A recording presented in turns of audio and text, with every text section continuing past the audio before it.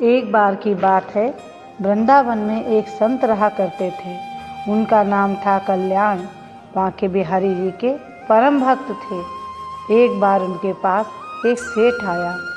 वो था तो सेठ, लेकिन कुछ समय से उसका व्यापार ठीक नहीं चल रहा था। उसको व्यापार में बहुत नुकसान हो रहा था। अब तो वो सेठ उनके पास गया और उनको अपनी सारी व्यथा कह सुनाई और कहा, महाराज आप कोई उपाय कीजिए।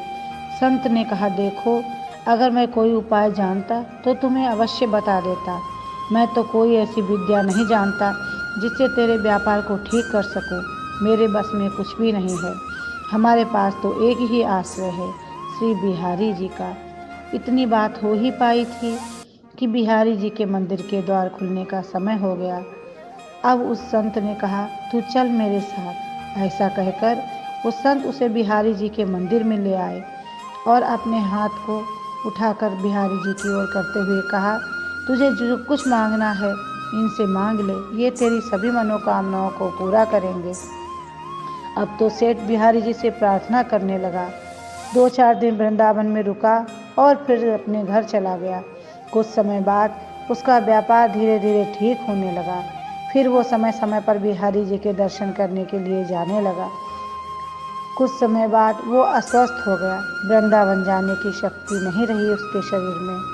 लेकिन एक बार उसका एक जानने वाला वृंदावन की यात्रा पर जा रहा था तो सेठ को बहुत प्रसन्नता हुई और उससे कहा कि हे मान्यवर, तुम बिहारी जी के दर्शन को जा रहे हो तो मेरे लिए भी कुछ दान पुण्य कर देना। तो सेठ ने 750 रुपये उसको दिए और कहा कि ये धन तो बिहारी जी की सेवा में लगा देना और उनको पोशाक धारण करवा देना। तो भक्त वृंदावन आया और बिहारी जी के लिए पोशाक बनवाई और भोग भी लगवाया। लेकिन इस सब सेवा में धन थोड़ा अधिक खर्च हो गया। भक्त ने सोचा, कोई बात नहीं, बिहारी जी की सेवा में मुझसे भी लग गया है तो वो जानकर प्रसन्न हुआ। लेकिन हमारे बिहारी जी तो बड़े नटखट हैं।